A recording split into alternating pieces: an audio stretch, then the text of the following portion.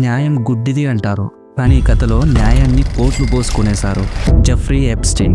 ఈ పేరు వింటేనే ఒకప్పుడు ప్రపంచాన్ని శాసించే టాప్ బిలినియర్స్ అండ్ పొలిటీషియన్స్ వెన్నులో వణుకు పుట్టింది.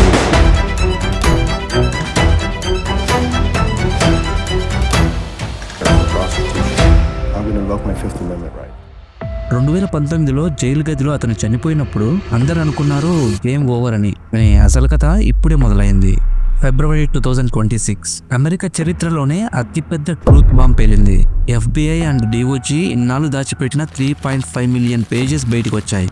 ఇవి నార్మల్ పేపర్స్ అయితే కాదు, ఇది కేవలం ఒక స్కాండల్ అంతకన్నా కాదు. గవర్నమెంట్స్ని, బ్యాంక్స్ని కంట్రోల్ చేయడానికి వాడిన ఒక గ్లోబల్ ఇంటెలిజెన్స్ ఆపరేషన్. ఈరోజు మన కేఆర్ ప్యాక్స్లో ఆ 2026 ఫైల్స్లోని మోస్ట్ డార్క్ సైడ్ని డీకోడ్ చేద్దాం.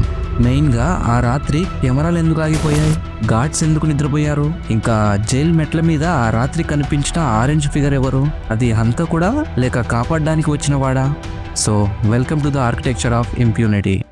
అసలు కథ ఇక్కడే మొదలవుతుంది. జెఫ్రీ ఎప్స్టీన్ 1970లో ఒక చిన్న స్కూల్లో మ్యాథ్స్ టీచర్గా పనిచేసేవాడు. మీరు నమ్మగలరా, అతనికి కనీసం కాలేజ్ డిగ్రీ కూడా లేదు. కానీ కొన్నేళ్లకే న్యూయార్క్లో ఎవ్వరూ కొనలేని అతిపెద్ద మ్యాన్షన్కి ఓనర్ అయ్యాడు. ప్రైవేట్ జెట్స్లో ప్రపంచం చుట్టూ తిరగడం మొదలుపెట్టాడు. అసలు ఈ డబ్బు ఎక్కడి నుండి వచ్చింది? అందరూ అనుకునేదే ఇతను ఒక ఫినాన్షియల్ విజార్డ్ అని. కానీ 2026 ఫైల్స్ ఒక డార్క్ ట్రూత్ని బయటపెట్టాయి. ఎప్స్టీన్ ఒక బిజినెస్ మ్యాన్ కాదు, అతను ఒక కాన్ ఆర్టిస్ట్. అతని వెనుక ఉన్న గాడ్ ఫాదర్ లెస్లీ వెక్స్నర్, అంటే ఓనర్ ఆఫ్ విక్టోరియాస్ సీక్రెట్ అని చెప్పొచ్చు.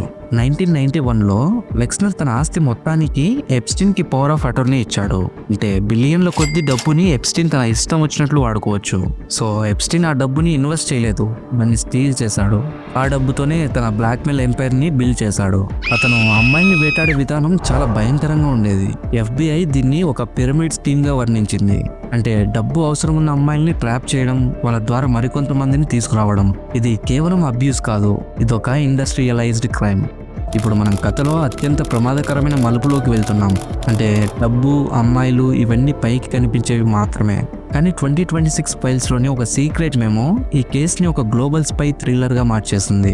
అంటే ఎప్స్టీన్ మ్యాన్షన్ని రైట్ చేసినప్పుడు FBIకి దొరికినవి కేవలం హార్డ్ డిస్క్లు మాత్రమే కాదు, ప్రతి గదిలోనూ చివరికి బాత్రూమ్స్లో కూడా పిన్ హోల్ కెమెరాస్, అంటే సీక్రెట్ కెమెరాస్ వైరింగ్ దొరికింది.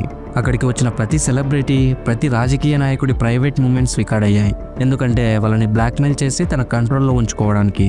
డాక్యుమెంట్స్ ప్రకారం ఎప్స్టీన్కి మొసాద్ అండ్ CIAతో లింక్ ఉన్నాయని అనుమానిస్తున్నారు. అంటే ఇజ్రాయెల్ స్పై ఏజెన్సీ అండ్ CIAతో లింక్ ఉన్నాయని.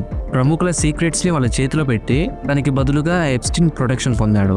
అందుకే నేను 2008లో అతన్ని కాపాడిన US అటార్నీ అలెగ్జాండర్ అకోస్టా అప్పట్లో ఒక షాకింగ్ మాట అన్నాడు. అంటే Epstein belongs to intelligence, it is above my pay grade. Epstein ఇంటెలిజెన్స్కి సంబంధించిన వాడు, నా పరిధి దాటిన విషయం అని. ఒక సామాన్య నేరస్తుడికి ఇంత పవర్ ఎలా వచ్చింది? ఎందుకంటే అతను రన్ చేసేది కేవలం రాకెట్ కాదు, అదొక గ్లోబల్ సర్వైలెన్స్ ఆపరేషన్. ఇప్పుడు మనం ఆ ఐలాండ్ గురించి మాట్లాడుకుందాం. Little Saint James. లోకల్స్ దీన్ని పెడోఫైల్ ఐలాండ్ అని పిలుస్తారు. ఆ ఐలాండ్కి వెళ్లే ఫ్లైట్ని లోలిటా ఎక్స్ప్రెస్ అంటారు. 2026లో రిలీజ్ అయిన ఫ్లైట్ మేనిఫెస్టోలో ఎవరెవరు ఉన్నారు? లిస్ట్ అయితే చాలా పెద్దదే, కానీ ఇందులో ఉన్న బిగ్ ఫిషెస్ పేర్లు చూస్తే షాక్ అవుతారు. ఫస్ట్ వచ్చేసి బిల్ క్లింటన్, అంటే అమెరికా మాజీ ప్రెసిడెంట్. ఇతను ఎప్స్టీన్ ఫ్లైట్లో యూరోప్ అండ్ ఆసియా, ఆఫ్రికా దేశాలకు వెళ్ళాడు. అండ్ సెకండ్ ప్రిన్స్ ఆండ్రూ, ఇతను బ్రిటన్ రాజు కుటుంబీకుడు. ఇతని మీద ఉన్న ఆరోపణలు అన్నిటికంటే సీరియస్. 2024లో ఆన్సీల్ అయిన డాక్యుమెంట్స్ ప్రకారం ఎప్స్టీన్ ఇంట్లో ప్రిన్స్ ఆండ్రూ జోహనా షోబర్గ్ అనే ఒక అమ్మాయితో చాలా బ్యాడ్గా బిహేవ్ చేశాడు. దానికి సంబంధించిన ఫొటోస్ అండ్ ప్రూఫ్స్ చాలా బలంగా ఉన్నాయి. అండ్ లిస్ట్లో థర్డ్ వచ్చేసి బిల్ గేట్స్. ఇక్కడ ఒక ట్విస్ట్ కూడా ఉంది. అదేంటంటే ఎప్స్టీన్ బిల్ గేట్స్ని కూడా బ్లాక్మెయిల్ చేయడానికి ట్రై చేశాడు. ఒక రష్యన్ అమ్మాయితో బిల్ గేట్స్కి ఉన్న ఎఫైర్ని బయట పెడతానని బెదిరించి డబ్బుల్ని డిమాండ్ చేశాడు. కానీ అసలు క్రైమ్ ఇక్కడ జరగలేదు, అది అమెరికన్ జస్టిస్ సిస్టంలో జరిగింది. 2006లోనే పోలీసులు ఎప్స్టీన్ని అరెస్ట్ చేయడానికి రెడీగా ఉన్నారు. అతని దగ్గర 30కి పైగా ట్రాఫికింగ్ కేసులున్నాయి. కానీ 2008లో US అటార్నీ అలెగ్జాండర్ అకోస్టా ఎప్స్టీన్తో ఒక సీక్రెట్ డీల్ కుదుర్చుకున్నాడు. దీన్ని స్వీట్ హార్ట్ డీల్ అంటారు. దీనివల్ల లైఫ్ టైం జైలు శిక్ష పడాల్సింది పోయి కేవలం 13 నెలలు మాత్రమే జైలు శిక్ష పడింది. అది కూడా రోజుకి 12 గంటలు ఆఫీస్కి వెళ్ళొచ్చు. అంతేకాదు, ఈ డీల్ వల్ల ఎప్స్టీన్కి హెల్ప్ చేసిన కో కాన్స్పిరేటర్స్ అందరికీ ఇమ్యూనిటీ లభించింది. అండ్ ప్రపంచంలోనే అత్యంత చెత్త లీగల్ డీల్గా ఇది చరిత్రలో మిగిలిపోయింది. ఇంతటి పవర్ఫుల్ నెట్వర్క్ ఉన్న ఎప్స్టీన్ మరి జైల్లో ఎలా చనిపోయాడు? ఆగస్టు 10, 2019. ఆ రోజు ఏం జరిగింది? అఫీషియల్గా అయితే అది సూసైడ్, కానీ 2026 ఫైల్స్లో ఉన్న ఫోరెన్సిక్ డేటా చూస్తే మీ మైండ్ బ్లాక్ అవుతుంది. ఎందుకంటే అందులోని ఫస్ట్ మిస్టరీ ఏంటంటే సరిగ్గా ఆ రాత్రే జైల్లో ఉన్న కెమెరాస్ పనిచేయడం లేదు. ఇంకొక మిస్టరీ ఏంటంటే అతనికి కాపలా ఉండాల్సిన 2 గార్డ్స్ కూడా డ్యూటీ చేయకుండా నిద్రపోయారు, రికార్డ్స్ ని ఫార్జరీ చేశారు. ఇంకా థర్డ్ మిస్టరీ ఏంటంటే ద ఆరెంజ్ ఫిగర్. ఇదే అన్నిటికంటే షాకింగ్.